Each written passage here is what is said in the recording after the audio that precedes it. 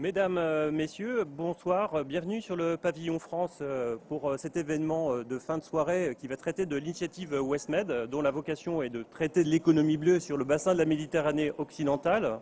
Donc pour cet événement qui se veut un événement régional, nous aurons toute une série d'interventions du secrétaire général, de la présidence et de la coprésidence. Je ne devais pas être beaucoup plus dissert. Je donne de suite la parole au secrétaire général de la mer, M. Denis Robin, pour l'ouverture de cet événement. Coucou. Chers amis, bienvenue au pavillon France, au Congrès mondial de la nature à Marseille pour j'espère, une belle séquence très méditerranéenne, une séquence de coopération entre les deux rives de la Méditerranée au bénéfice de la préservation de l'environnement, de la biodiversité. WestMed est non pas une organisation au sens traditionnel du terme, WestMed est plutôt une initiative qui réunit 10 pays de l'ouest de la Méditerranée et même un peu au-delà. Nous avons une conception un peu large de la Méditerranée à WestMed, qui est soutenue par l'Union européenne, que nous remercions régulièrement de sa constance dans notre accompagnement de cette initiative. Inutile de rappeler ici le contexte international autour de l'état de la Méditerranée. Nous le connaissons depuis longtemps. Le rapport récent du GIEC a mis à jour nos connaissances sur le sujet et à cette occasion accroît notre inquiétude sur l'état de la Méditerranée. Inutile de revenir là-dessus. Ce rapport est cité, j'imagine, au moins 50 fois par jour au congrès de l'UICN à Marseille. Les enjeux qui touchent le maritime sont par essence des enjeux toujours transversaux et transfrontaliers. Traiter une frontière, traiter un littoral national n'a aucun sens si les actions ne sont pas coordonnées avec les autres États de ce bassin. Et c'est là la force de WestMed, qui est de se dire qu'il faut que tous les États de l'ouest de la Méditerranée s'accordent sur des actions, sur une orientation, sur une vision du développement du maritime respectueux de l'environnement, de la biodiversité et de la transition écologique et climatique. Et c'est ce que nous essayons de faire depuis le lancement de WestMed avec ces 10 États de la Méditerranée occidentale. La France a été très investie dans le lancement de WestMed puisqu'elle a assuré les premières coprésidences. Vous savez que WestMed est coprésidé toujours par un État du sud de la Méditerranée et par un État du nord de la Méditerranée. La France a assuré les premières coprésidences avec l'Algérie puis avec le Maroc et j'ai passé au nom de la France la coprésidence à l'Italie, à l'ambassadeur Daniele Bosio, qui est présent à mes côtés aujourd'hui, qui assure aujourd'hui la coprésidence de l'initiative avec la Libye. WestMed, c'est un ensemble d'actions extrêmement concrètes portées par un ou plusieurs États, soutenues par l'initiative, souvent financées par des fonds européens, des actions concrètes et surtout, ce qui est important pour nous, des actions toujours évaluables. Nous avons toujours le souci à WestMed de pouvoir vérifier où nous en sommes, à quoi ont servi les crédits et quel impact nous avons dans les actions que nous portons. WestMed, ça peut aussi être un lancement d'initiatives communes. Et je me souviens avec beaucoup d'émotion de la coprésidence franco-marocaine qui avait lancé une initiative sur la création d'une zone ECA dans la Méditerranée, ou au moins dans la Méditerranée occidentale. Et j'ai entendu avec beaucoup d'intérêt le maire de Marseille, en ouverture du congrès de l'UICN, nous rappeler combien la création de cette zone ECA serait important comme une ville comme la sienne. Et donc voilà, WestMed avait déjà pris conscience de cette nécessité et avait préparé à ce moment-là, enfin avait engagé un groupe de travail qui avait préparé d'ores et déjà des projets de délibération en ce sens. Nous poursuivons cette coopération étroite. Un autre exemple de résultat très important de Westmed, c'est dans le cadre de Westmed que nous avons construit un outil de coopération opérationnel, celui-ci qui s'appelle WestMoPoCo, qui est un outil de coopération entre les États de la Méditerranée occidentale dans la prévention et la lutte contre les pollutions accidentelles en mer. Il existait déjà, parce que la Méditerranée occidentale est un bassin traditionnel de coopération entre les États. Et nous avions déjà des accords bilatéraux ou trilatéraux sur cette question de la lutte contre les pollutions. Westmed nous a permis d'élargir considérablement notre périmètre et nous disposons aujourd'hui d'un outil qui est arrivé au terme d'ailleurs de sa mission, avec des échanges de bonnes pratiques, des échanges d'informations et des accords de coopération pour lutter contre les pollutions accidentelles en mer dans ce bassin de la Méditerranée occidentale. Je vais maintenant donner la parole à l'ambassadeur Bosio avec le coprésident libyen pour nous faire un point de l'actualité de Westmed avant d'entendre les témoignages de tous les porteurs de projets des 10 pays de cette Méditerranée occidentale sur laquelle nous veillons tous, particulièrement ici à Marseille au moment de l'UICN. Merci, Monsieur le Secrétaire Général. Donc, je donne de suite la parole à Monsieur Bosio. Je pense que Monsieur Chagroun est en ligne de Libye. Donc, il devrait apparaître derrière vous. Mais je vous laisse de suite le pupitre. Monsieur Chagroun, dès qu'il apparaît. Je remercie Monsieur Denis Robin et aussi l'ambassadeur Poivre d'Arvor quand il sera connecté. Merci à tous ceux qui nous suivent par Internet. Comme M. Robin m'a présenté, je m'occupe au ministère des Affaires étrangères des Affaires maritimes, au ministère des Affaires étrangères italien, et j'assure maintenant la coprésidence de l'initiative Westmed. C'est ma dernière année. On a 2 années de coprésidence.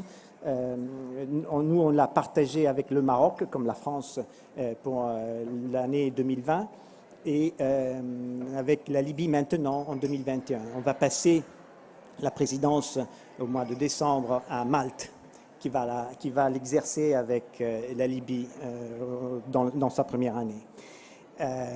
L'initiative Westmed, elle a été décrite un peu, Monsieur Robin, est une stratégie de bassin maritime dans le cadre des stratégies maritimes de l'Union européenne.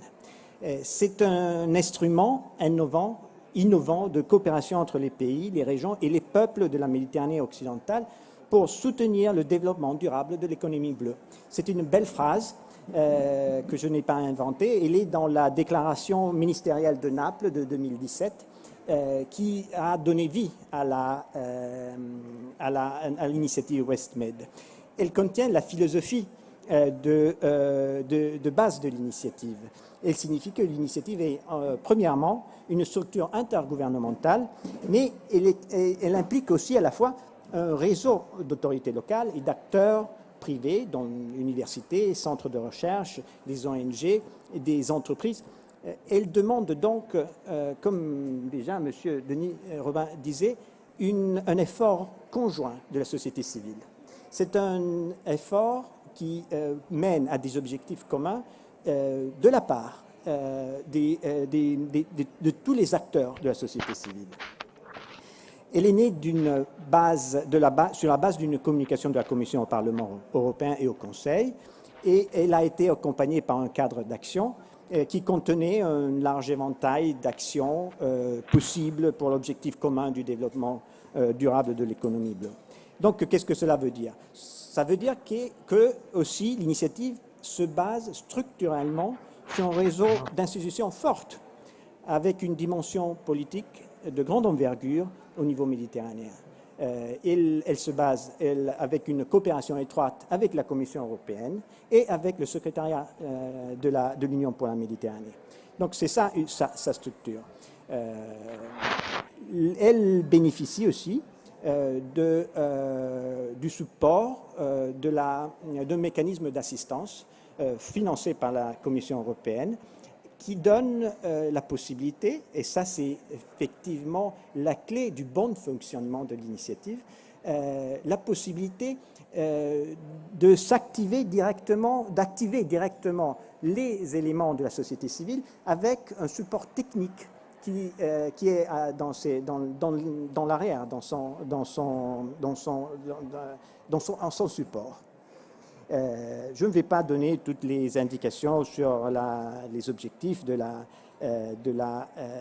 l'initiative, mais je voulais souligner sa structure, qui est très légère. Le niveau politique entre en fonction seulement lorsque il est nécessaire.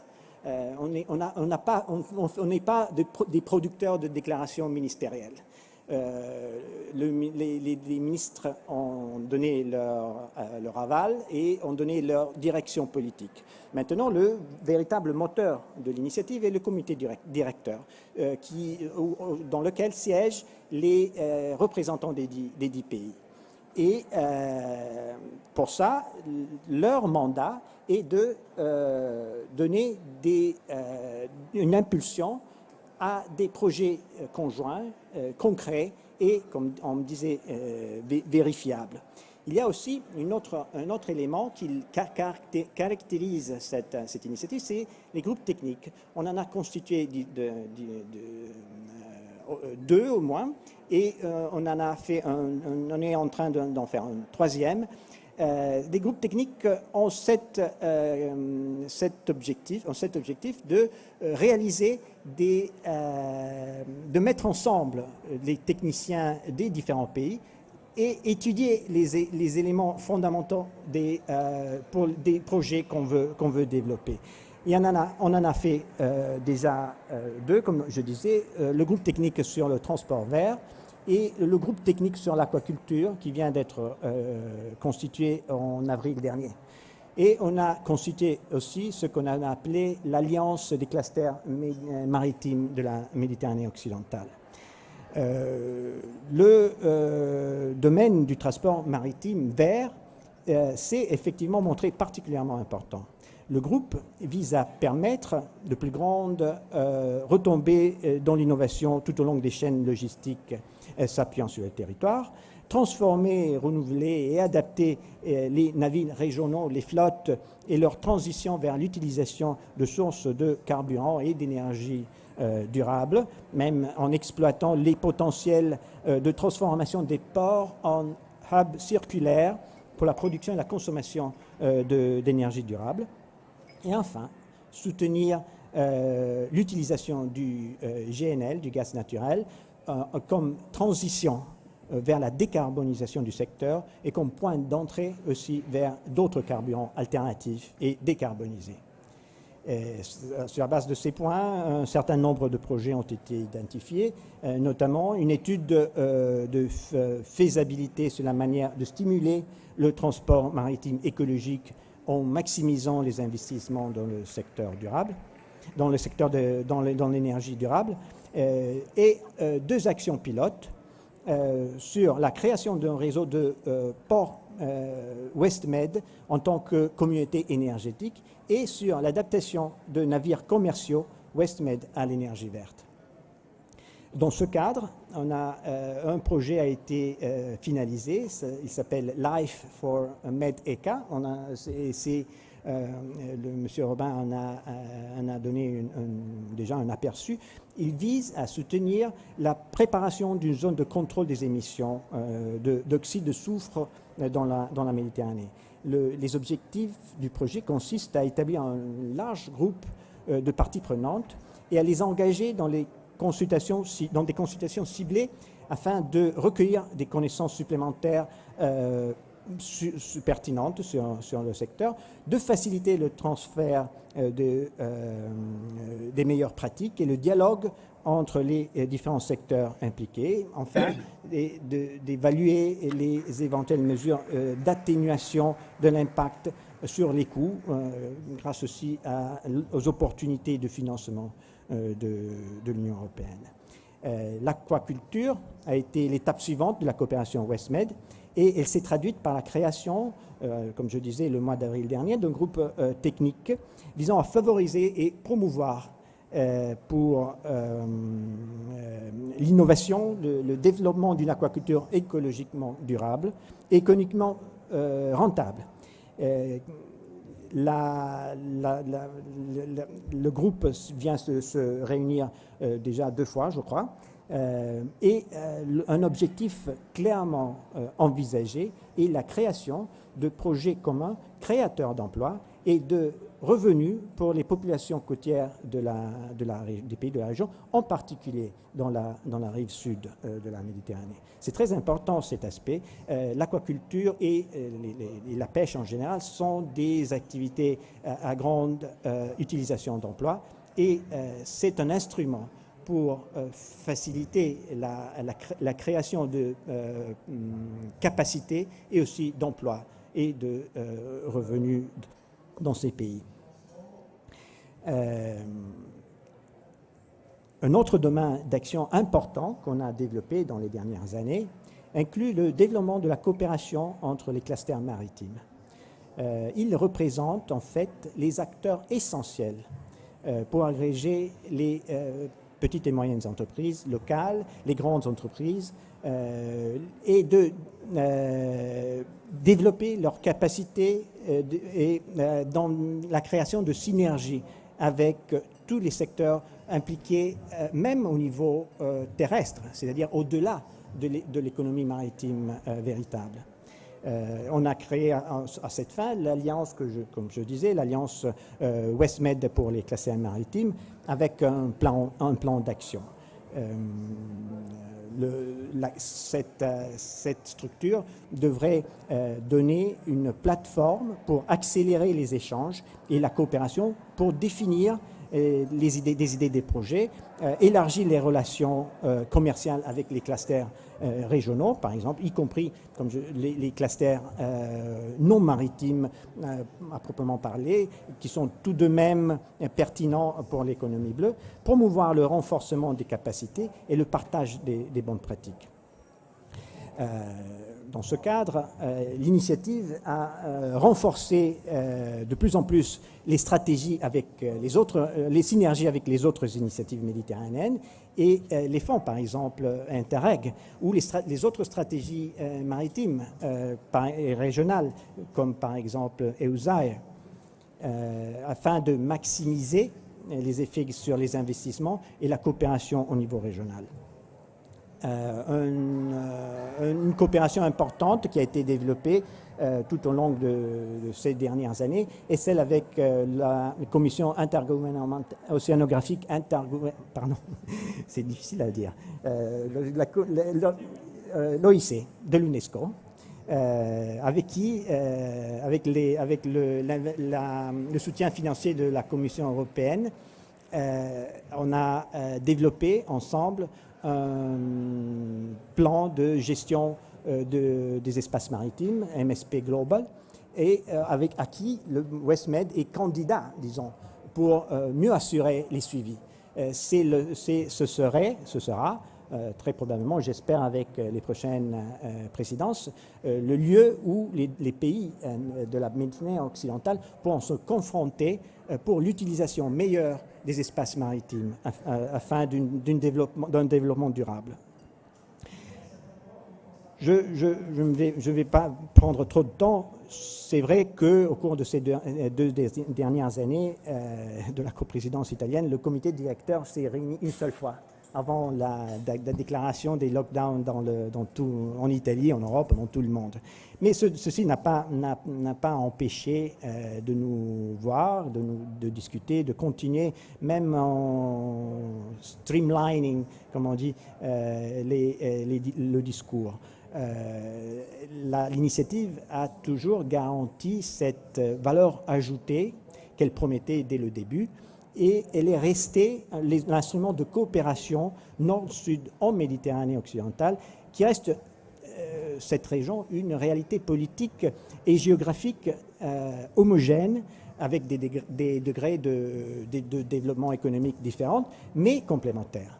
c'est vraiment en ces temps difficiles qu'elle a démontré son potentiel pour développer pour un développement solidaire et durable d'un secteur, celui de l'économie maritime, qui peut-être représente le lien le plus visible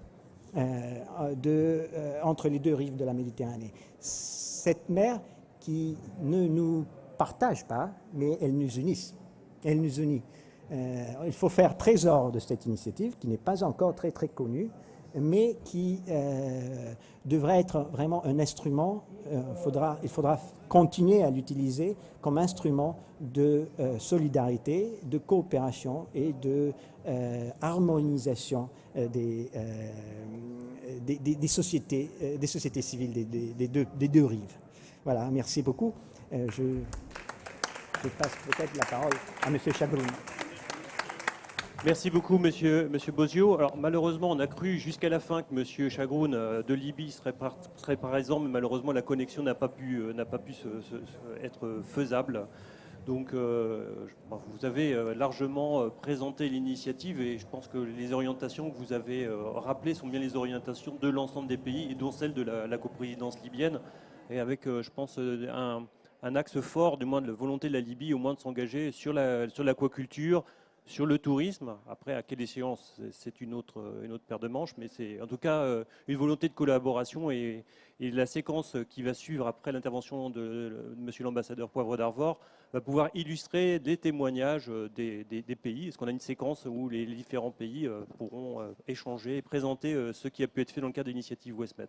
Donc je vous propose d'ores et déjà de passer éventuellement de l'autre côté, si vous voulez voir M. Poivre d'Arvor qui va participer à distance de la Laponie pour donc M. Poivre d'Arvor, ambassadeur des espaces maritimes, qui va donc aborder les problématiques en grand connaisseur de la zone de par son attachement et ses fonctions actuelles mais antérieures. Monsieur l'ambassadeur, la parole est à vous. Bonsoir à vous d'abord. J'ai envie, un plan climatique, d'être à Marseille. En Laponie, en effet, où je suis, je m'occupe aussi, en plus des questions maritimes et des questions polaires, il fait évidemment un peu moins chaud. Mais dans le fond, bien des problématiques qui se posent à nous ici et auxquelles répond, je trouve, avec beaucoup de volonté le projet WestMed. Beaucoup de ces problématiques se retrouvent aussi en Arctique et dans le fond dans beaucoup de mers et d'océans du monde. Si ce n'est qu'évidemment, en Méditerranée, et le président de la République, Emmanuel Macron, qui était vendredi matin, ce qui est tout à fait assez exceptionnel pour un président français pendant 3 heures et demie au large des calanques de Marseille, donc en bateau, notamment sur le bateau du 7e continent, de l'expédition 7e continent, qui s'occupe de la lutte contre le plastique, a pu mesurer. Il le savait déjà, mais je crois qu'il a pu le mesurer des visus et par les témoignages qui lui ont été faits, notamment par les responsables du parc national des Calanques, l'urgence. Et cette urgence, évidemment, ça ne sert à rien de le dire, de le répéter, mais il faut quand même il faut le faire, ne serait-ce que pour que les politiques actent des mesures fortes. Je pense que l'initiative WestMed fait partie de ces initiatives au départ politiques du 5+5 qui sont tout à fait indispensables. Et je voudrais y témoigner d'une certaine manière aussi parce que pendant 4 années, comme ambassadeur de France en Tunisie, j'ai pu mesurer les difficultés pour un pays comme la Tunisie, avec une côte magnifique de 1400 km de longueur, à affronter ces problèmes d'attaque permanente de la biodiversité, à faire prendre conscience à l'ensemble des citoyens, des collectivités, du littoral, des enjeux qui sont ceux évidemment de l'élévation du niveau de la mer. Et dans le fond, si ça se passe mal chez moi, là où je suis actuellement, dans le Grand Nord, en Arctique, ça se passera très très mal aussi en Méditerranée. Et les questions océaniques sont évidemment très reliées aux questions polaires. Vous savez, la fonte de la glace au Groenland amènera, si elle n'est pas maîtrisée, mais elle ne le sera pas, amènera d'ici la fin de ces 100 ans, en 2100, amènera à une montée des eaux considérable. Alors, selon les uns et les autres, c'est 1 mètre, mais ça peut être beaucoup plus. Et déjà, les dégâts d'érosion côtière qu'on connaît en Méditerranée se feront sentir. Ils se feront d'autant plus sentir sur la côte sud, et je ne veux pas me faire porte-parole, je ne suis pas, je suis ambassadeur français, mais vraiment pour avoir vécu au plus près de cette réalité de la rive sud de la Méditerranée. Cette rive sud va vraiment souffrir, et elle n'est pas nécessairement prête à mettre en place les barrières qui lui permettraient des difficultés. Alors, pas besoin de rappeler les enjeux, mais il faut quand même le dire.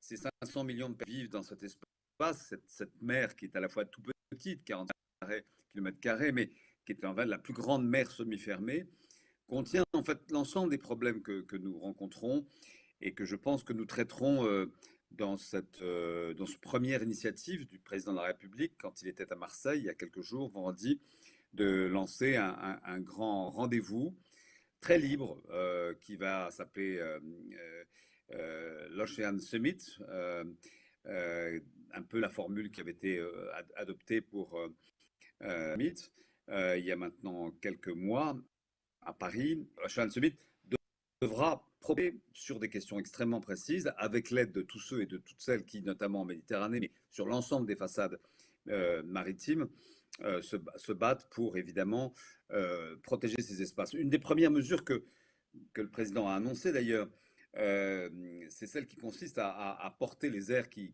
bénéficient en Méditerranée, pour le coup, de protection forte, qui sont aujourd'hui finalement protégées à 0,2%, ce qui est quand même très très peu. Je parle des eaux maritimes françaises, de les porter à 5% d'ici 2027 pour atteindre un objectif de 10% en 2030. Évidemment, ces aires marines et naturelles sont extrêmement importantes. On a mesuré, dès lors qu'on les met sous situation de protection forte, que la biomasse double, que les écosystèmes revivent très rapidement et que les herbiers de Posidonie, que nous avons pu examiner de très près avec des plongeurs, avec Laurent Balesta, qui est un photographe et plongeur aussi émérite, et puis toutes sortes de spécialistes des questions des écosystèmes. Je pense à nos amis de l'Institut océanographique de Monaco. Ces écosystèmes sont menacés, très menacés. La Posidonie est en voie de disparition. Et là, évidemment, il y a des enjeux majeurs. La Méditerranée, elle va devoir affronter tous les sujets à la fois de tourisme de masse. On est à, je crois, 250 millions de touristes dans cette petite Méditerranée, mais on parle de 600 millions en 2025, ce qui évidemment fait peur parce qu'on en voit les effets en termes de dégradation du littoral, les effets de changement climatique qui vont amener forcément ce réchauffement de l'acidification des eaux, et puis ce trafic mondial qui fait que dans cette petite mer semi-fermée, 25%, un quart du commerce mondial passe, avec les effets que l'on connaît à la fois sur la pollution, mais aussi sur évidemment la disparition, la mort des cétacés qui sont extrêmement menacés. Et puis évidemment toutes les questions d'économie maritime, sur l'économie bleue. On a beau dire qu'elle doit être durable, il n'empêche que les exploitations d'hydrocarbures offshore, que le chalutage, la surpêche sont autant d'éléments qui, évidemment, s'ajoutant à la pollution plastique, qui, je le rappelle, vient principalement de la terre, seulement pour 20% de la mer elle-même, mais beaucoup des embouchures de fleuves, des estuaires. La Méditerranée concentre l'ensemble de ces problématiques évidemment graves. Et en même temps, elle nous offre un herbier magnifique, un paysage de faune et de flore exceptionnel, 10 000 espèces. Et on le sait qu'il y a encore aujourd'hui seulement 10% des espèces qui sont connues.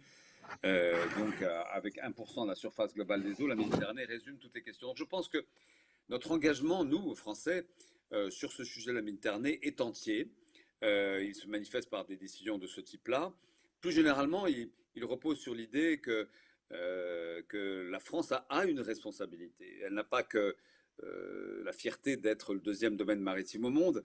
Ce deuxième domaine maritime qui fait que nous sommes 20 fois plus importants en termes de surface maritime que de surface terrestre, nous oblige à être exemplaires et à l'être peut-être plus que les autres, puisque nous avons sur nos propres territoires, à travers l'outre-mer évidemment, des responsabilités par rapport à celles et ceux qui y vivent, mais plus généralement une responsabilité collective. Et je crois que l'idée du président Macron en lançant un grand forum sur l'idée de l'océan bien commun, our ocean, notre océan, un océan, c'est évidemment aussi la manifestation, en tout cas, de la responsabilité qui est la nôtre. Nous avons cette importance, en effet, en termes de territoire, donc qui nous oblige aussi à être très vigilants sur les questions du respect des droits de la mer. Nous avons une présence militaire importante à travers la Marine nationale, une puissance économique qui est celle que vous connaissez d'ailleurs, CMA-CGM, non loin de vous, troisième transporteur maritime au monde, une puissance scientifique, que ce soit l'IFREMER ou d'autres organismes, évidemment le CNRS l'incarne, et puis nous avons surtout, je crois, depuis 2015, nous avons pris un engagement avec le reste du monde, et le reste du monde l'a pris collectivement. Ce sont les accords de Paris, évidemment, qui aujourd'hui sont vraiment un niveau auquel nous devons tous arriver. Nous en sommes encore loin en termes de décarbonation. Et puis nous sommes actifs aussi dans d'autres instances, je pense à l'OMI, où nous défendons des mesures de décarbonation fortes, 20% de notre actuelle. Nous le faisons à travers ce que nous appelons aujourd'hui la Blue Diplomacy, la diplomatie bleue. C'est une partie de ma mission et nous le faisons avec l'ensemble des responsables en France. Et je salue ici la présence évidemment de notre secrétaire général de la mer.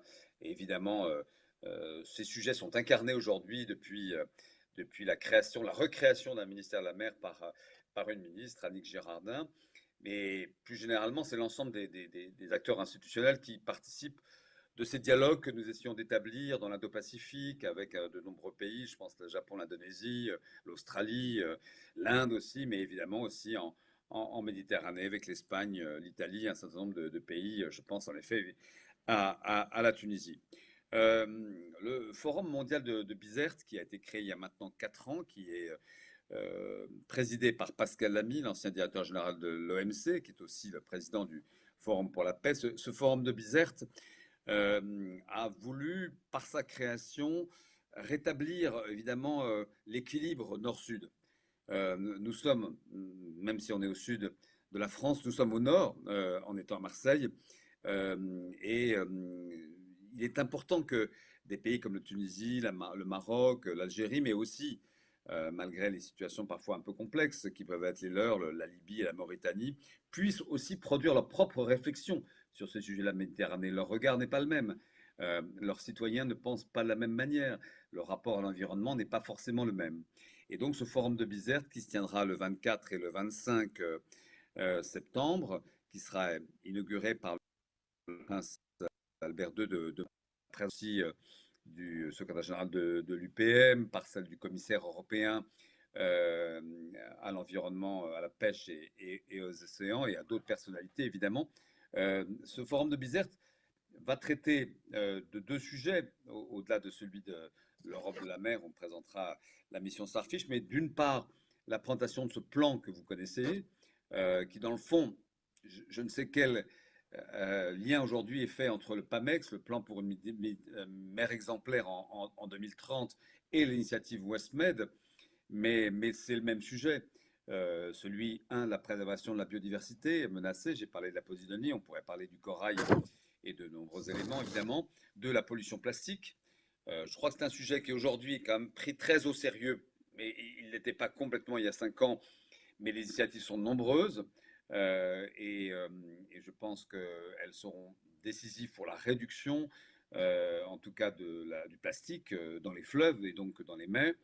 Troisième sujet qui est évidemment la question du transport maritime durable, avec d'ailleurs des coalitions qui s'organisent. Je pense à la coalition Sails qui se rapproche de Green Marine Europe pour vraiment amener les transporteurs maritimes à transporter durablement et de manière évidemment plus vertueuse.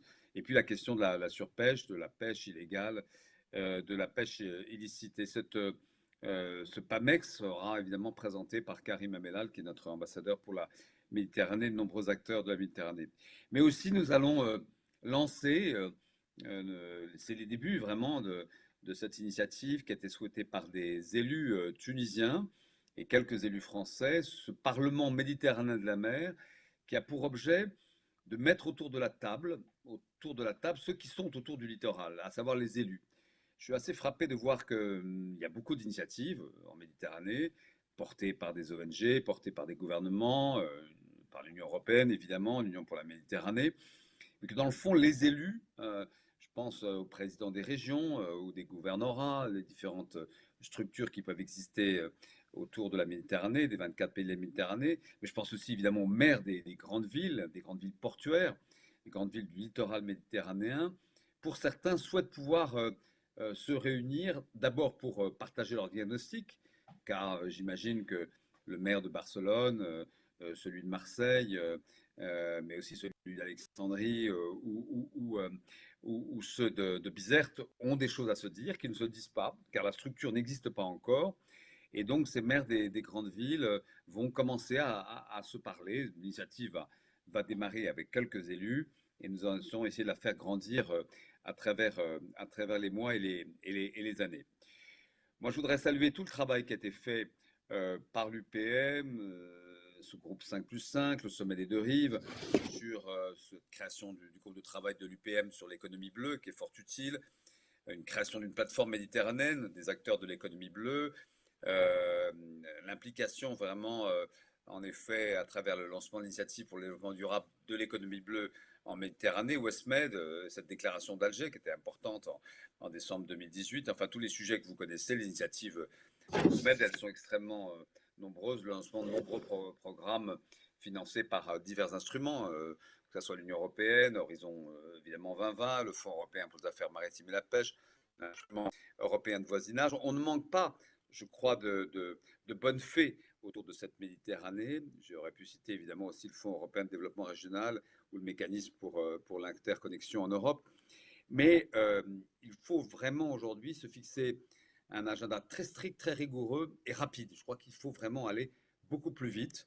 Et je suis certain en tout cas que votre initiative, l'initiative Westmed, qui permet de faire se parler 10 pays de manière active et sur des projets, est à ce titre-là évidemment extrêmement important. Voilà, je vous donne rendez-vous en tout cas pour ce One Ocean Summit, qui peut-être n'aura pas lieu en Méditerranée. On y fait beaucoup de choses. Je crois qu'il y aura de nouveau un sommet des deux rives en novembre qui sera organisé à Marseille et peut-être quelque part sur la façade atlantique française. Mais sachez en tout cas que du côté français, parce que c'est notre histoire, c'est notre géographie, c'est notre patrimoine, c'est notre culture et puis c'est surtout notre dialogue avec le Maghreb principalement. C'est un dialogue qui va bien au-delà des questions maritimes.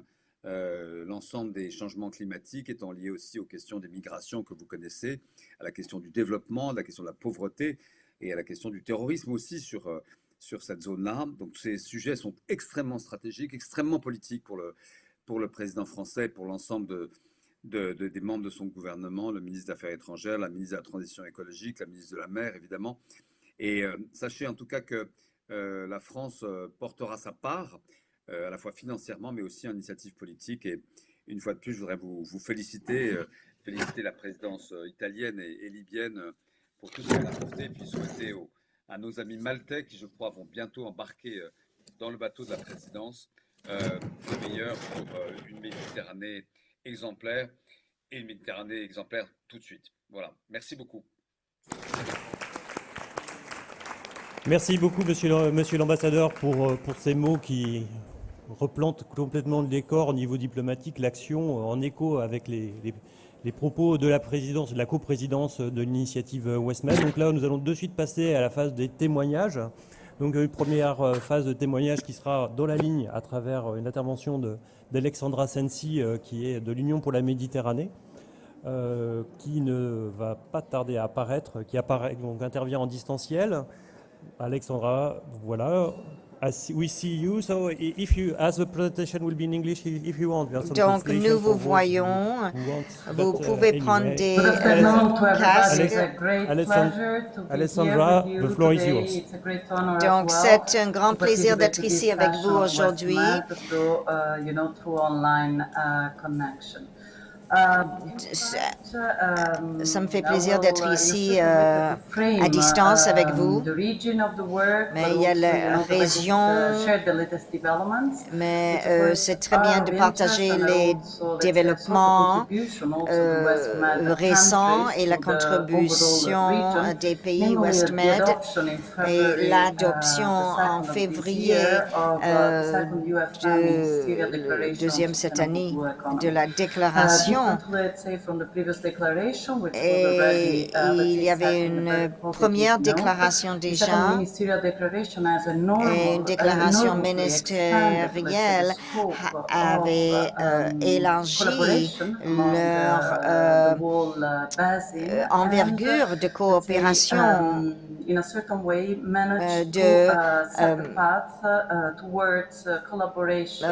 travailler envers la collaboration étroite autour de 10 thèmes prioritaires, le climat, les pêches, transport, tourisme, les déchets marins et beaucoup plus encore. Donc, il y avait une réunion, il y avait beaucoup de monde, il y avait beaucoup de parties prenantes et d'acteurs. Mais bien sûr, on a été atteint aussi par la crise Covid et on a dû produire, on a fait une vidéo très intéressante et j'aimerais le jouer. C'est juste en quelques petites minutes, il fait un résumé de tout ce qu'on fait et ce qu'on fait à WestMed et sa contribution importante. Donc 2 minutes de vidéo et à tout à l'heure. Vous pouvez lancer la vidéo. Slide suivant.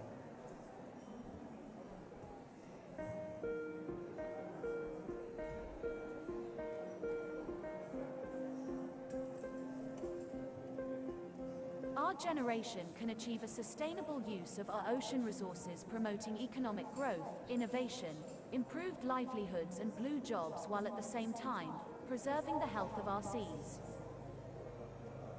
An increasing number of countries around the world are moving towards a coordinated approach and cross-border collaboration on marine and maritime structured policies and joint actions on blue economy. It is essential to address the growing environmental and climate-related challenges that the Mediterranean region is currently facing, while tackling the unprecedented socio-economic crisis that the COVID-19 pandemic has generated. The deliverables of the 2015 UFM Ministerial Declaration on the Blue Economy have been achieved. The Blue Economy Facility has successfully executed regional and national workshops and activities in the 8 NE South countries. The UFM Blue Economy Working Group is effectively enhancing cooperation and information exchange amongst the countries. The WestMed initiative is well into its implementation phase, identifying relevant projects in key areas such as green shipping, aquaculture and tourism. Most of the Mediterranean countries have joined the Blue Med initiative, which addresses research and innovation through a multidisciplinary approach, including the Blue Med pilot focusing on plastic pollution. Interreg Med and CBC have turned into a series of strategic and governance projects on blue economy. The Mediterranean Blue Economy Stakeholder Platform, managed by the UFM Secretariat, is up and running. EU managing authority as well as key donors such as CEDA and GIZ are supporting the blue economy priorities. This second ministerial declaration on sustainable blue economy aims at renewing the political mandate of the 42 UFM countries towards a more ambitious series of shared goals with an expanded scope in terms of areas of cooperation, principles and common actions to address the joint challenges for the future of the Mediterranean Sea and its region.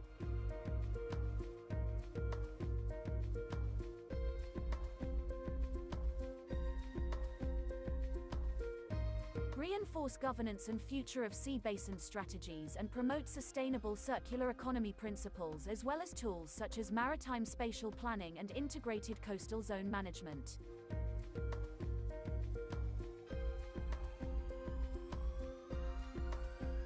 Promote marine research and innovation, skills, careers and employment to reduce the mismatch between the skills of the labor force and the evolving needs of the industry.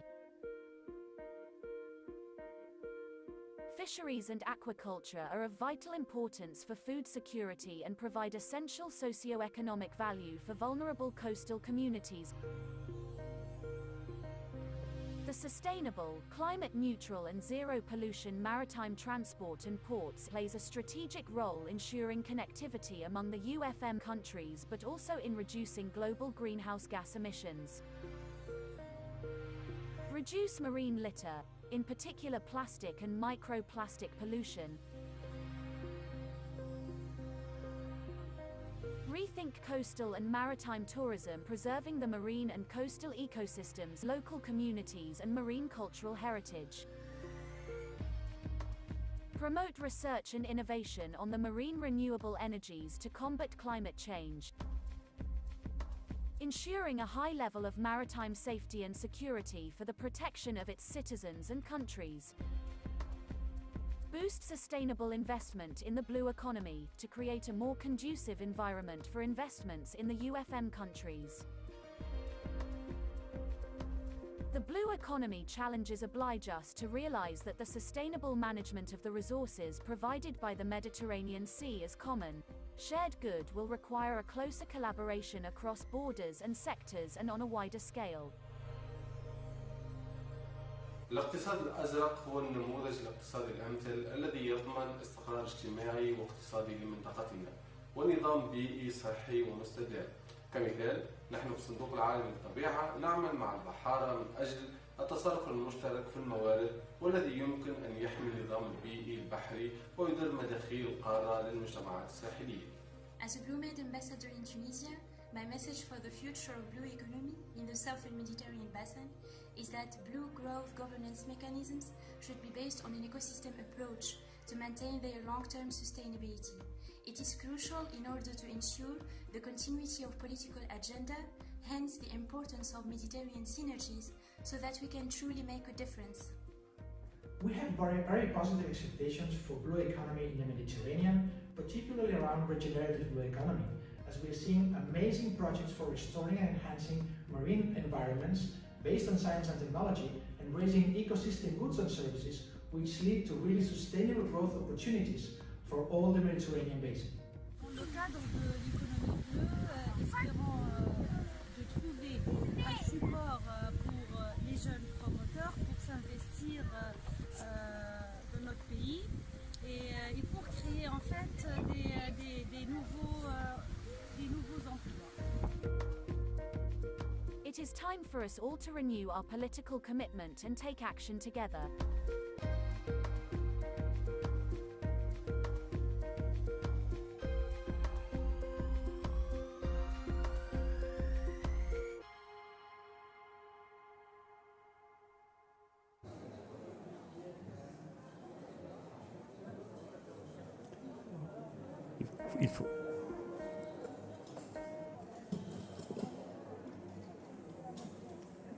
Il faut remettre le micro pour Alexandra.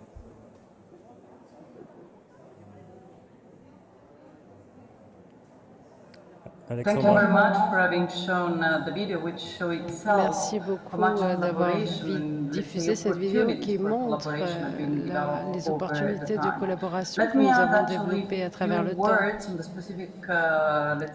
Laissez-moi d'ailleurs vous parler du travail que nous menons au jour le jour avec l'initiative WestMed. Le co-président Bozio l'a déjà dit, il a mentionné plusieurs domaines de coopération.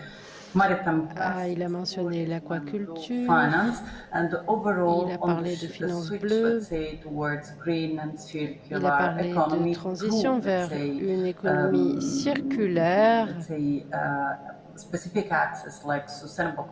c'est-à-dire de favoriser une consommation raisonnée et de nous tourner vers des sujets urgents, comme les déchets marins. Cette collaboration souhaite également continuer, poursuivre des activités entre différentes communautés qui peuvent ensemble dialoguer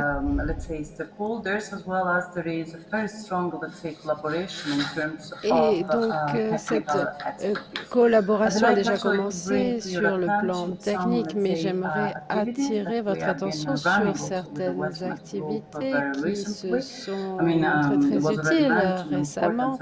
Nous l'avons déjà dit, il est crucial de renforcer les capacités. Et il y a eu des webinaires, d'ailleurs, il y en avait un sur les capacités numériques, la numérisation, le secteur de l'aquaculture et de l'écotourisme. Et nous avons eu l'opportunité également de parler à travers des ateliers qui nous ont permis d'effectuer un suivi des déchets qui ont été collectés dans la mer et sur la plage. Donc il s'agissait de formations en ligne et ensemble, grâce au soutien de WestMed, nous sommes en train d'organiser un événement qui va avoir lieu très bientôt, qui porte sur l'économie bleue et les femmes. C'est un sujet très important. On va également parler d'emploi et de compétences. Et nous espérons qu'à travers ce rendez-vous auquel vous êtes tous invités, nous espérons mettre en lumière de nombreuses activités qui vont générer des opportunités de développement, notamment au niveau des emplois. Pour ce qui est des clusters maritimes, parmi les nombreux points qui ont déjà été mentionnés par le coprésident, je souhaiterais vous parler de La Spezia. Il va y avoir un événement là-bas qui va porter sur les clusters maritimes du réseau WestMed. Les clusters maritimes se sont développés très rapidement sur la rive européenne, mais aussi sur l'autre rive de la Méditerranée. Pour nous, c'est donc un exemple que l'on peut transposer dans d'autres pays méditerranéens. Et le dernier groupe de travail chargé de l'économie bleue, et donc ce groupe technique a travaillé et a été distingué par WestMed pour son dialogue, car pour la qualité des discussions qui ont été menées, notamment sur le shipping vert, sur les potentiels de remise à niveau, sur le potentiel de création de rapports sur la communauté énergétique, bref, sur tous ces éléments qui peuvent apporter des bénéfices.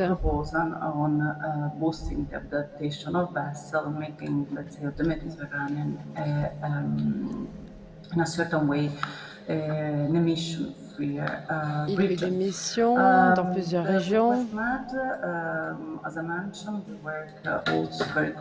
Nous travaillons également en étroite collaboration. Et nous travaillons dans le cadre de l'agenda vert maritime qui devrait être abordé le 4 octobre au Caire. Et nous avons 3 axes transversaux. Le premier porte sur l'économie circulaire, le deuxième sur la production, le troisième sur la restauration des écosystèmes. Ces trois axes font partie du travail mené sur des sujets plus spécifiques tels que les déchets marins. C'est un problème environnemental, mais aussi économique. Et dans ce cadre, nous faisons le lien entre la consommation responsable et la production responsable. Nous essayons de nous pencher vers les comportements et nous essayons de travailler sur des mesures d'atténuation ainsi que sur des projets spécifiques. Et la Commission, comme je l'ai déjà dit, a apporté son soutien à ces projets. La consommation et la production durable sont des questions qui sont traitées. Il y a une composante précise sur l'économie bleue.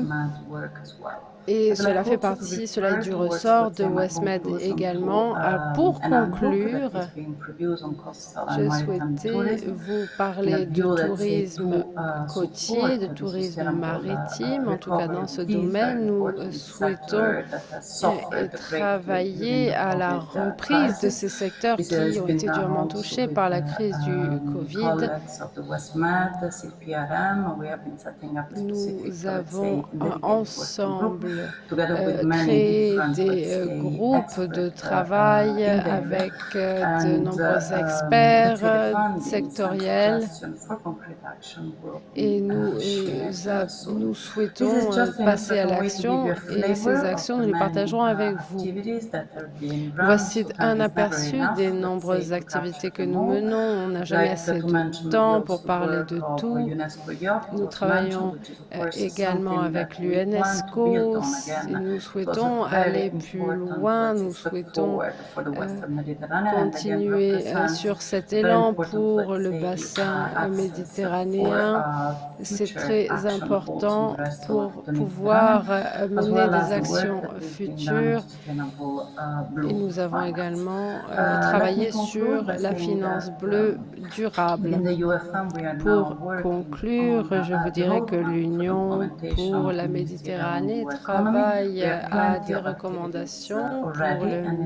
Nous avons mené déjà de nombreuses actions. Il s'agit ici d'économie bleue, mais ces expériences, nous avons de l'expertise, nous avons de l'expérience, nous avons des projets.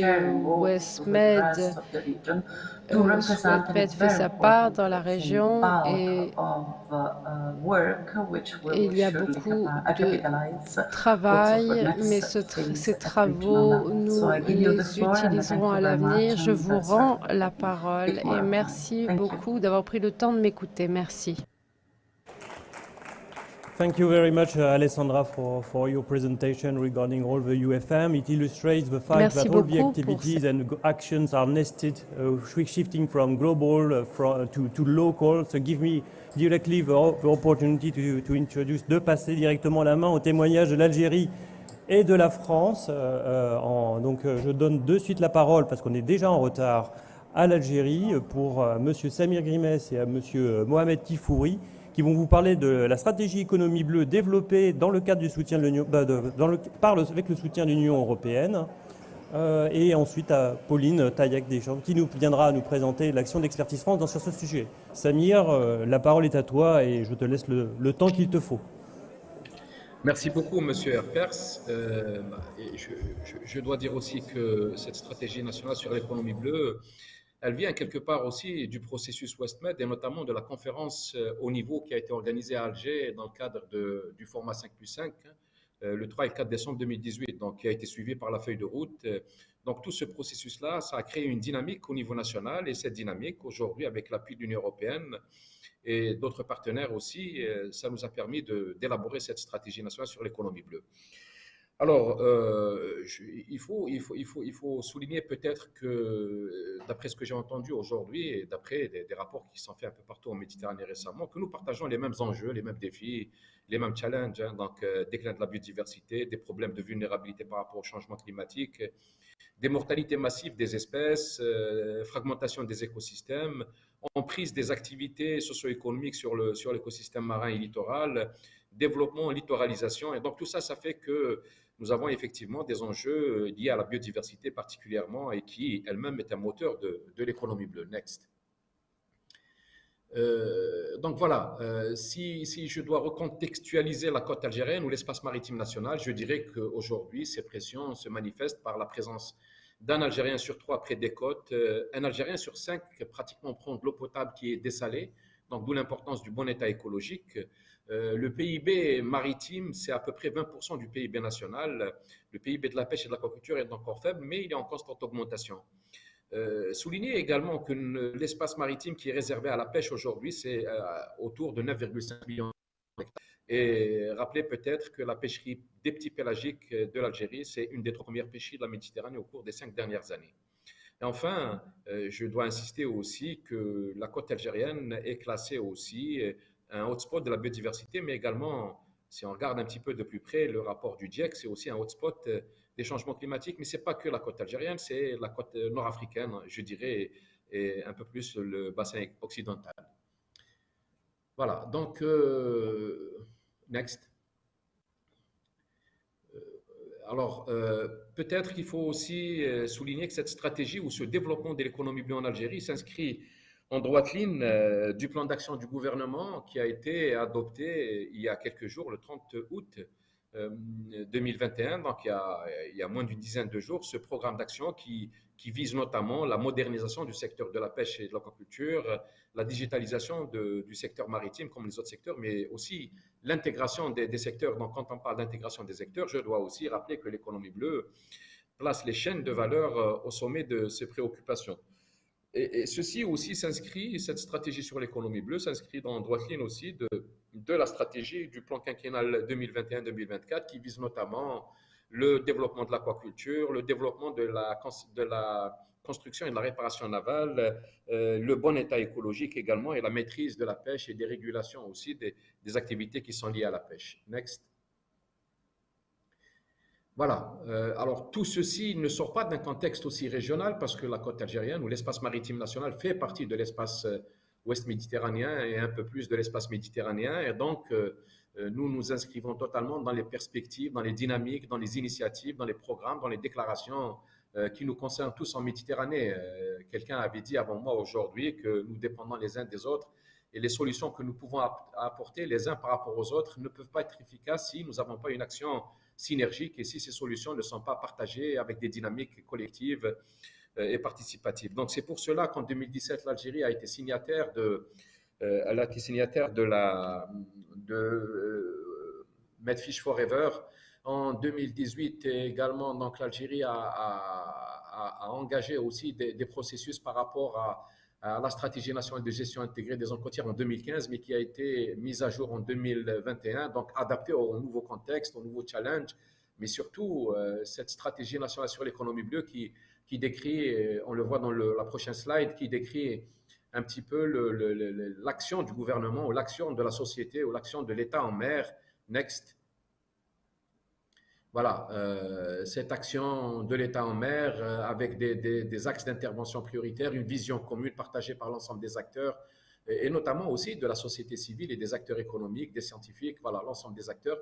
Alors cette stratégie, justement, elle définit cette vision, elle décline les axes d'orientation stratégique, mais elle permet surtout d'identifier des fiches d'action qui font l'objet de financement aujourd'hui avec le soutien de l'Union européenne, mais aussi d'autres sources de financement qui tendraient justement à mettre en œuvre cette stratégie. Alors, ce qui est important à souligner là-dessus, c'est que ces fiches techniques de projet sont élaborées de manière à ce qu'elles soient cohérentes avec les stratégies sectorielles, mais surtout qu'elles tiennent compte de la dynamique et des caractéristiques terre-mer. Donc, cette interaction terre-mer est aujourd'hui au centre de la gestion intégrée des zones côtières en Algérie, mais surtout de la stratégie nationale sur l'économie bleue. Next. Voilà, comme toute stratégie, c'est une stratégie qui a une approche globale, qui a été faite avec une dimension participative et qui décline, je l'espère en tout cas, une gouvernance maritime à différentes échelles du territoire et qui tient compte aussi des enjeux qui vont au-delà du territoire national sur les problèmes de pollution, qui ne connaît pas de frontières, sur les espèces, sur les problèmes d'espèces non indigènes, sur les espèces toxiques, mais aussi sur l'exploitation en haute mer ou au large, parce qu'aujourd'hui, c'est une des orientations du gouvernement algérien et du plan d'action quinquennal d'aller explorer et pêcher au large avec des segments peut-être biologiques nouveaux, sur des écosystèmes nouveaux.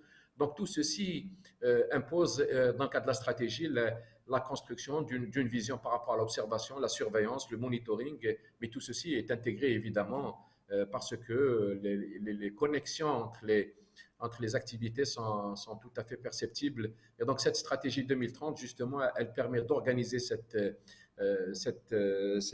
économie maritime, mais in fine, elle s'appuie surtout sur un bon état écologique pour lequel l'Algérie et les pays de la Méditerranée activent communément et conjointement dans le cadre de la Convention de Barcelone, justement à travers des programmes comme l'IMAP ou des programmes par rapport à la planification de l'espace maritime, dans le cadre d'initiatives aussi, la COI UNESCO. Voilà, donc il y a une interconnexion d'abord entre les stratégies nationales, mais aussi entre les initiatives au niveau régional. J'aurais pu citer aussi BlueMed, qui apporte de l'appui scientifique fiable à la prise de décision en matière d'économie bleue et en matière de bon état écologique. Next. Voilà, donc je vais céder la parole à M. Tifouri qui va décliner le programme d'appui.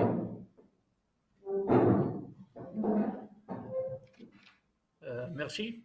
Honorable assistance, bonsoir. Faisant suite à mon collègue, j'ai le plaisir de vous présenter le programme d'appui à l'économie bleue dont mon pays a bénéficié dans le cadre d'un financement de l'Union européenne d'une enveloppe globale de 22 millions d'euros. Ce programme ambitionne le développement durable de l'économie bleue, notamment pour le secteur de la pêche et de l'aquaculture. Il contribuera ainsi à la diversification de la croissance de l'économie nationale. Le ministère de la Pêche est le secteur bénéficiaire et ce programme sera exécuté par l'Agence européenne Expertise France avec le concours de l'Agence européenne de contrôle des pêches. Next, s'il vous plaît.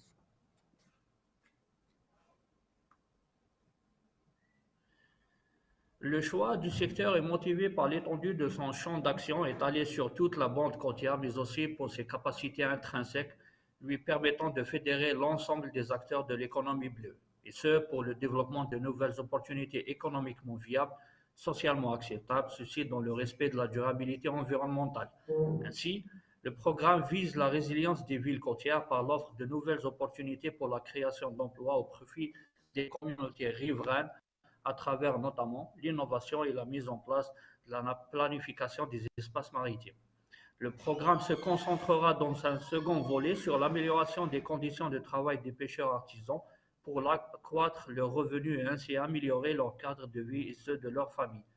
Le programme d'appui apportera aussi une réponse aux définitions et exigences d'encadrement et de rapportage auprès des instances régionales de régulation par l'appropriation de capacités opérationnelles de suivi, de contrôle et de gestion de la pêche sur l'ensemble du territoire. Next.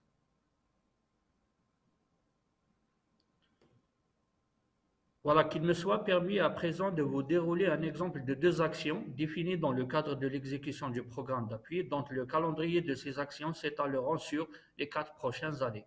L'action 7 du programme visant à relever l'ambition des plans de gestion régionaux pour maintenir les ressources halieutiques à un niveau de production maximale durable, tout en assurant l'atteinte des objectifs tracés en matière de développement économique et de sécurité alimentaire.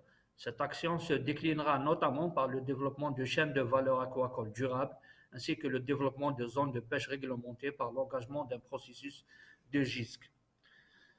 Ceci sera matérialisé par la mise en place d'un système d'information pour le suivi et l'observation des ressources halieutiques ainsi que d'un centre de surveillance des pêches. Suivante, s'il vous plaît. Aussi, les structures...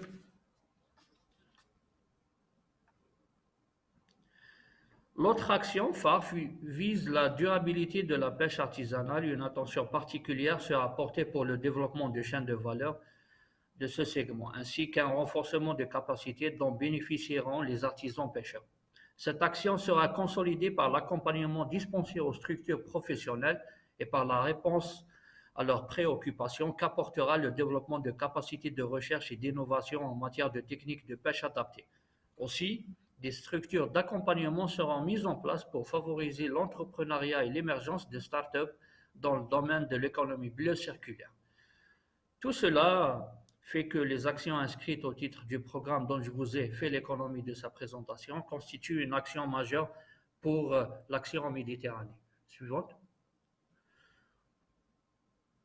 Voilà, au plaisir de vous rencontrer pour de futures présentations de phase d'exécution du programme d'appui de l'économie bleue pour la pêche et l'aquaculture en Algérie. Je vous remercie pour votre aimable attention. Merci beaucoup, Monsieur Tifouri. Monsieur Grimès. Pauline, si tu peux donner quelques mots au nom d'Expertise France, qui va être le grand opérateur de ce programme. Je serai brève parce que je sais qu'on est déjà en retard.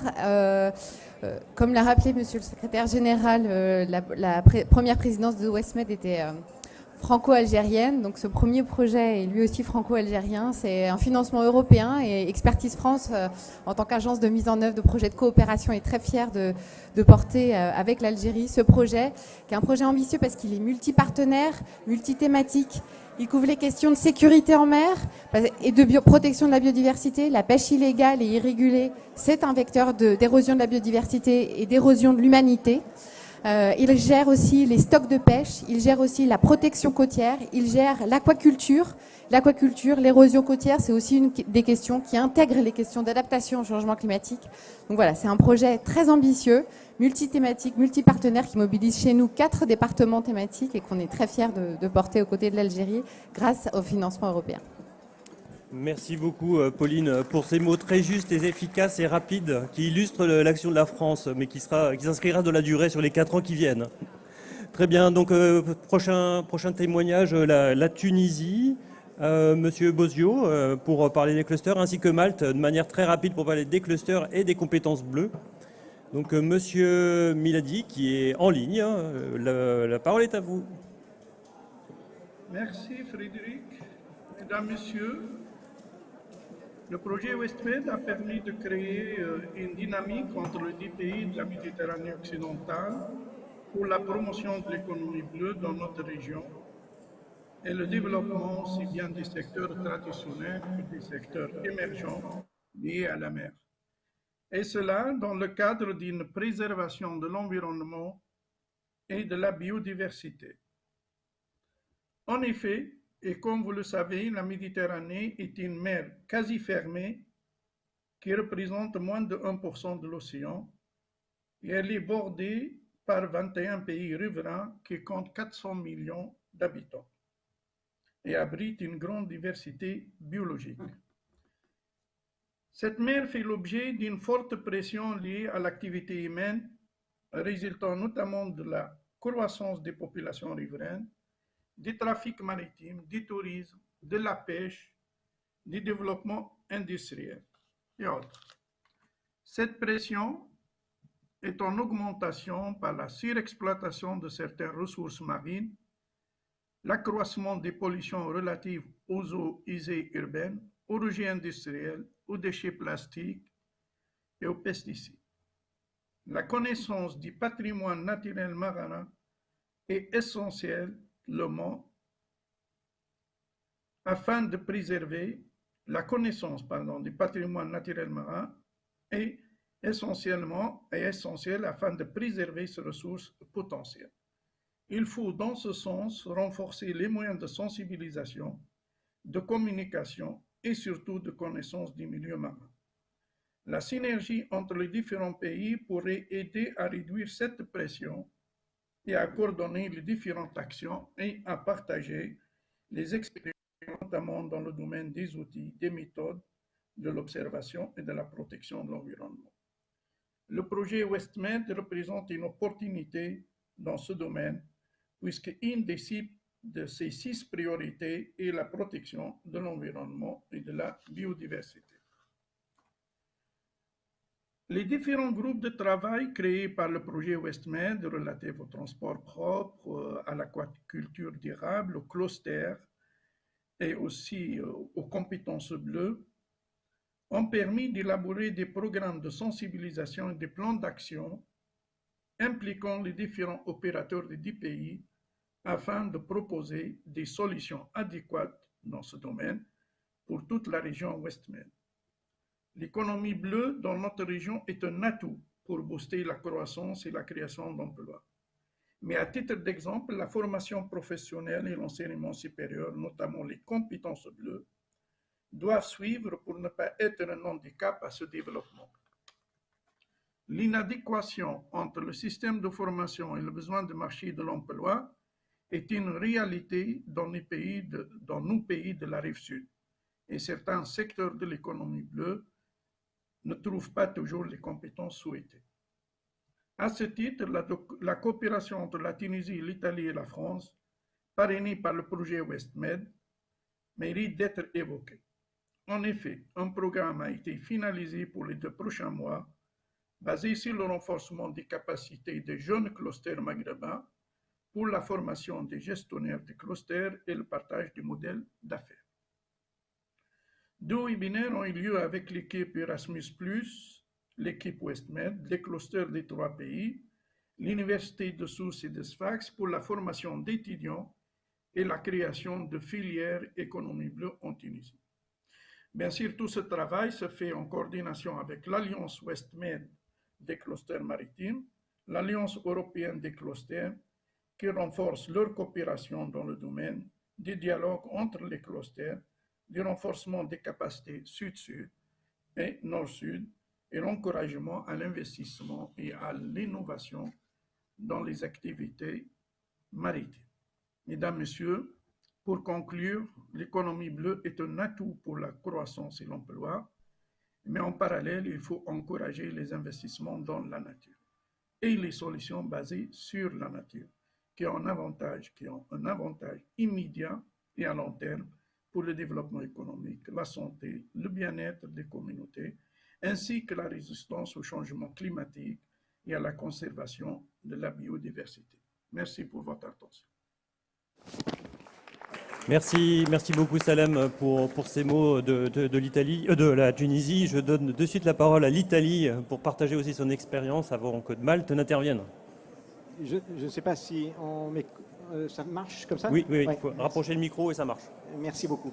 Je voulais rapidement donner un témoignage, comme on disait, sur l'expérience italienne et sur la coopération en particulier entre Italie et Tunisie. Nous, on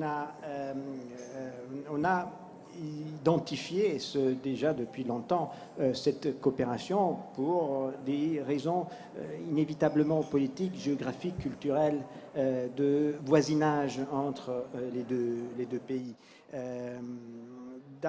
C'est une relation donc presque naturelle. En juin 2020, les clusters italiens, le cluster italien Blue Italian Growth, c'est le cluster technologique national, et le cluster maritime tunisien ont signé un Memorandum of Understanding qui définit un peu la coopération entre les deux pays dans ce secteur. Il inclut un nombre considérable de sujets de coopération, de l'aquaculture aux énergies renouvelables de la mer, de la planification de l'espace maritime, à la formation dans le domaine des métiers de la mer. En fait, grâce à ce partenariat, la Tunisie participe en tant que partenaire associé au projet Interreg Med-Bay Blue, mené par Enea, l'agence italienne pour les nouvelles technologies. Les 2 clusters, italiens et tunisiens, figurent parmi les 4 promoteurs aussi de l'Alliance WestMed sur les clusters maritimes, où ils dirigent respectivement, pour ce qui concerne l'Italie, le renforcement des capacités nord-sud, et pour la Tunisie, les pôles maritimes sud-sud et le Maghreb arabe. La Tunisie a un beau projet de réalisation d'un réseau de clusters maritimes maghrébins dans la perspective d'en faire un autre ultérieur pour la Ligue arabe. C'est très important parce que les clusters font en fait le jeu de l'approche ascendante de la coopération dans ces aspects.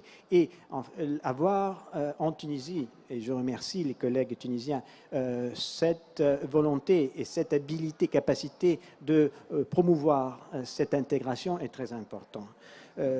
Si on veut aller directement dans le concret, le projet Med Bay Blue dont l'Italie a la direction, et un peu la démonstration de comment cette coopération entre clusters offre l'avantage critique de développer des synergies fonctionnelles aux objectifs communs. Il s'agit de 10 partenaires ayant une expérience dans le domaine de la bioéconomie bleue. C'est dans 8 pays de la Méditerranée et de plus de 300 acteurs méditerranéens, universités, centres de recherche, autorités publiques, etc. Enfin, c'est la réalisation d'un réseau d'acteurs qui est dirigé exactement pour augmenter la capacité globale régionale d'innovation, et leur coordination libère ce potentiel d'innovation qui est dans toutes les parties.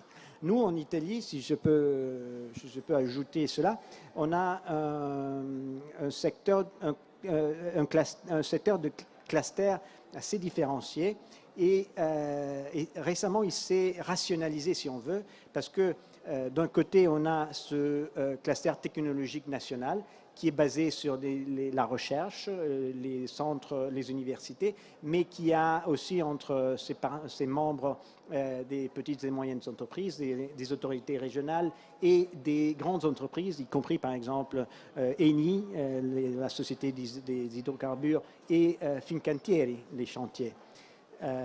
D'autre part, on a la Fédération des systèmes maritimes nationaux, la Fédération de la mer, autrement dite, qui regroupe toutes les industries du secteur. Un secteur qui couvre à peu près le 2% du PIB national, avec à peu près 200 000 employés, et avec les emplois indirects un peu plus d'un demi-million de personnes. La fusion de ces deux clusters avec aussi un mémorandum permettra, parce qu'il vient d'être finalisé, une rationalisation, un regard, une approche plus intégrée, avec des synergies très importantes entre la partie de recherche et la partie industrielle. On verra comment ça va se marcher. C'est un peu, malheureusement, en Italie, on n'a pas, comme en France, comme vous avez en France, un centre de coordination des activités sur la mer. J'espère qu'au moins cela pourra se développer au niveau privé en Italie. Merci. Ce témoignage. Alors, je pense que le coordinateur maltais est aussi présent, en illustrant aussi ce que vous avez évoqué sur la coopération entre l'Italie et la Tunisie. La France elle-même a signé un accord avec la Tunisie entre, d'un côté, le cluster maritime français et de l'autre côté, avec le pôle de compétitivité mer de Méditerranée, qui fait partie du hub national à mes côtés. Jason, if you are online, few words about Malta. Jason, si vous êtes en ligne, pouvez-vous nous dire quelques mots sur Malte? Yes. Est-ce que vous m'entendez? Hello. Bonsoir. We hear you. Nous vous entendons. Can you hear me? Bonsoir, est-ce que vous m'entendez? Marie. Marie. We are ready. We hear you very well. Nous sommes prêts, nous vous entendons très bien. If you can just say a few words, we are ready on our side. Vous pouvez peut-être prononcer quelques mots?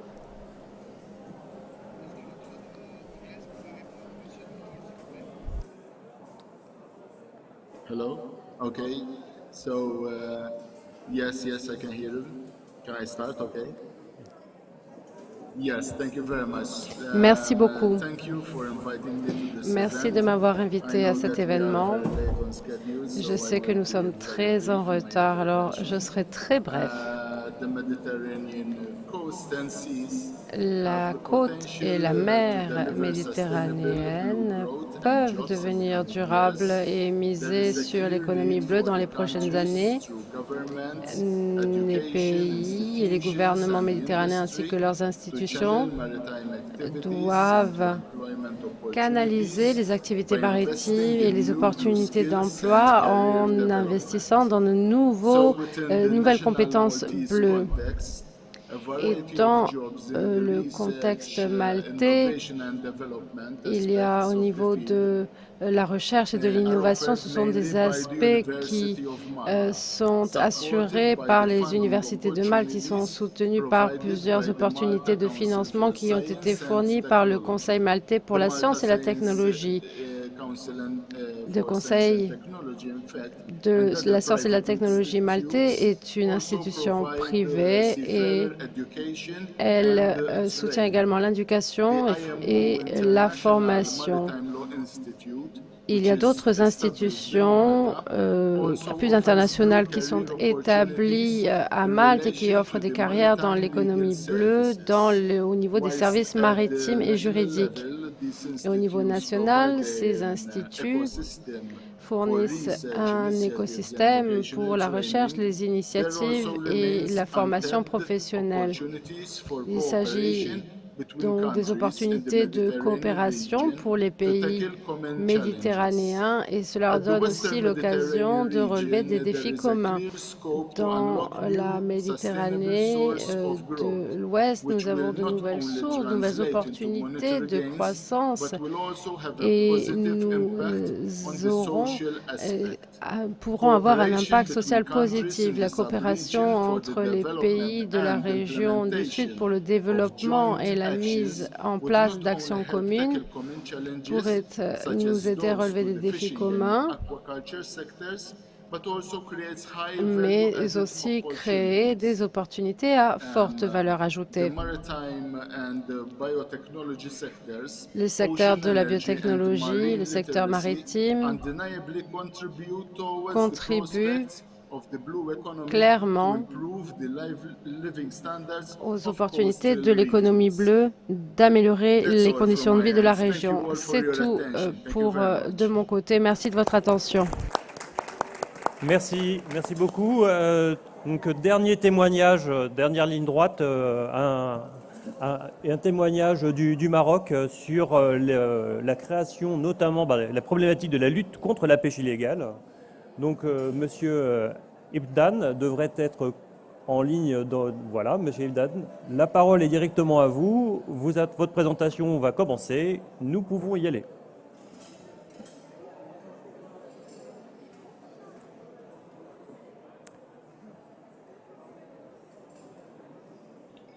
Nous sommes prêts. Vous pouvez passer déjà le slide suivant. Monsieur le secrétaire général de la mer, vous m'entendez? Oui. Monsieur l'ambassadeur pour le maritime et les ports, messieurs les coprésidents et directeurs de l'initiative MED, honorables délégués et représentants, mesdames et messieurs, c'est un réel plaisir pour moi de me retrouver aujourd'hui devant vous, à distance, prenant part au nom de mon pays, le Royaume du Maroc, à cet événement dédié à l'initiative WestMed dans le cadre du Congrès mondial de la nature, pour présenter ce témoignage qui porte sur le volet lutte contre la pêche INN.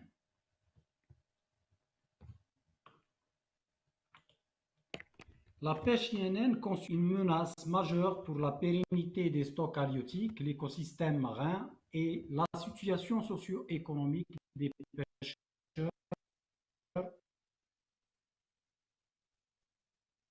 qui respectent les mesures et les règles applicables en matière de conservation et de gestion des ressources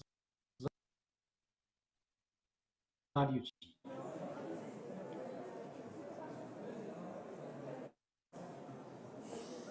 Le Royaume du Maroc, qui a 2 flottes maritimes, œuvre continuellement dans la lutte contre l'INF. Il a depuis 2009 la performance et la compétitivité. Suivant, si vous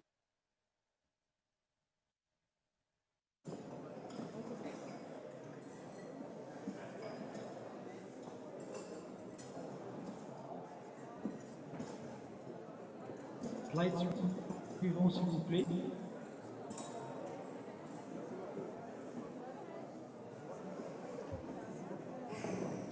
De stratégie alutisse, la durabilité, la compétitivité et dans le contrôle d'habilité constitue un projet phare de stratégie nationale. Il a réussi à améliorer son système de suivi, de contrôle et surveillance de l'activité de la pêche et s'engage activement. L'objectif du système de contrôle s'articule autour de la lutte contre. Je crois qu'on a des vraiment problèmes de connexion, donc je propose qu'on arrête l'intervention du Maroc. Je vous demanderai juste de pousser quelques slides. Juste, je vais prendre peut-être le relais. Poursuivez encore. Next. Non, celle-là, c'est bon. Non, précédente, pardon.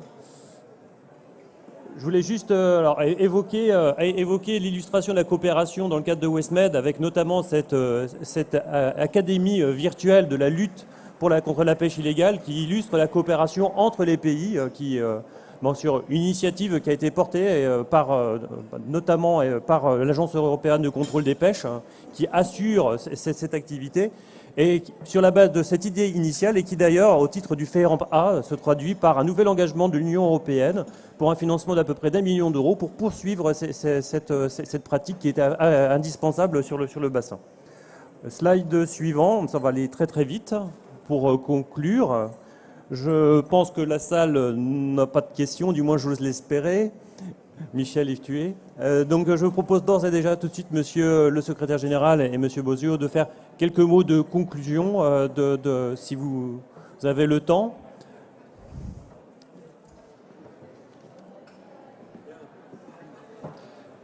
Oui, c'est peut-être plus simple. Bien, très rapidement, je voulais tous vous remercier pour votre participation dans des conditions un peu difficiles, je le reconnais, mais je pense qu'il était absolument indispensable qu'au Congrès mondial de la nature, on parle de Westmed. Parce que Westmed, c'est une initiative originale qui donne des résultats concrets, on a pu le voir aujourd'hui, qui mobilise de nombreux États et qui, au-delà des résultats d'économie durable, crée une vraie solidarité entre les communautés maritimes des deux rives. Et pour cela, Westmed méritait vraiment cette place aujourd'hui au Congrès mondial de la nature. Alors évidemment, ce sont des projets qui doivent s'inscrire dans la durée, ce sont à chaque fois des petits pas, mais en même temps, ce qui est intéressant dans Westmed, c'est que je trouve ça conforte ce sentiment que nous avons tous que le bon niveau d'action, notamment territorial, c'est le bassin maritime. Et que les relations bilatérales ont leur intérêt, évidemment, mais en matière maritime n'ont pas beaucoup de sens parce que les impacts se déroulent sur l'ensemble d'un bassin. Et ce que je voulais dire, c'est que si aujourd'hui nous avons parlé de la Méditerranée, la France, qui a cette chance incroyable dans le monde d'être baignée par de nombreux océans et de nombreuses mers, essaye de développer cette logique de bassin avec d'autres États. Ainsi, comme Westmed, nous avons la stratégie atlantique, qui est une stratégie de bassin des États européens de l'Atlantique, accompagnés de la même façon par l'Union européenne. Et la France essaye de promouvoir aujourd'hui encore une nouvelle stratégie de bassin dans la mer du Nord avec ces États européens du bassin dont nous avons la chance de faire partie. Donc ces stratégies de bassin sont absolument indispensables et je trouvais qu'aujourd'hui, WestMed à Marseille était vraiment une belle illustration de cette ambition que nous portons tous. Merci à tous.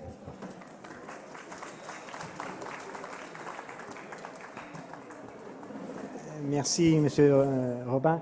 J'ai bien trop parlé moi-même, mais ce que je tenais à dire, c'est que en fait, WestMed devrait être un exemple de comment on s'approche à la conservation de la nature en parlant de développement durable. On parle de développement durable de l'économie bleue et quand on parle d'économie durable de l'économie bleue, on implique qu'en même temps, on assure les revenus et la vie des personnes qui habitent les côtes de la mer, de cette mer, et en même temps, on garantit la conservation de l'environnement. Donc, c'est ça l'approche. L'initiative WestMed a ce mérite de conjuguer la partie économique et celle de la conservation. On ne peut pas vivre sans garantir le maintien de l'environnement et en même temps en développer les richesses. Voilà, c'est ça qui nous donne un peu l'espoir. Merci. Merci. Merci beaucoup. Alors, les présentations qui ont été dispensées seront sur le site du mécanisme d'assistance, donc elles seront de suite accessibles. Je voudrais juste rappeler que la conférence des parties prenantes, l'organisation d'un événement régional se tiendra à Cagliari, si je ne m'abuse, le 9 novembre. Donc toutes les parties prenantes sont intéressées à y participer. Sur le site, on peut s'y inscrire pour venir échanger, discuter sur les projets. Et puis maintenant, c'est le moment le plus récréatif. Je vous invite, pour ceux qui sont présents, au cocktail. Merci, monsieur.